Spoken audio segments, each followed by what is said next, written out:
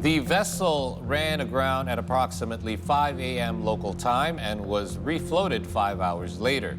Rabe stated that the vessel, which is owned by Greek firm Primera Shipping Incorporated, was bound for China before it broke down at the canal's 38-kilometer mark near the city of Kantara in the province of Ismailia.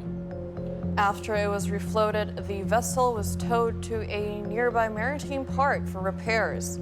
However, Rabe did not elaborate about the technical failure that the vessel sustained. Nonetheless, traffic in the canal resumed after the ship was refloated, and local authorities expected 51 vessels to pass through the canal in both directions on Monday.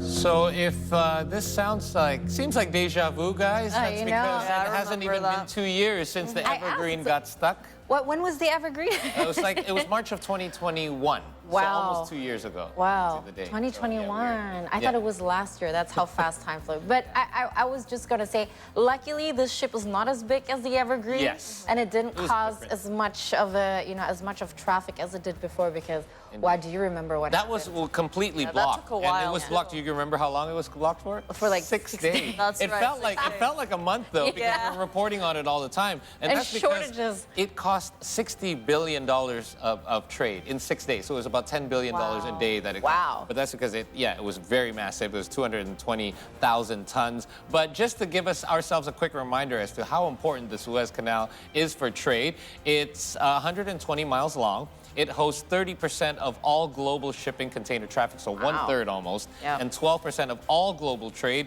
and it's worth about, I'm not even talking billions anymore, trillion. It's worth about $1 trillion a year. There you go. So again, Glory itself was carrying 65,000+ metric tons of corn from the Ukrainian port of Chornomorsk. It left on Christmas. It was bound for China, and good thing it didn't get stuck long, because when it comes to Or grain, 6 days would have felt like a And when it comes to when it comes to food security from the Ukraine, Exactly. very important. But I also want to say that every time I see a truck from that particular company now in Indonesia, oh yeah, right. it's Me like, too. oh, like, hey, that's what happened. you made it. Glad to you see made it, yeah.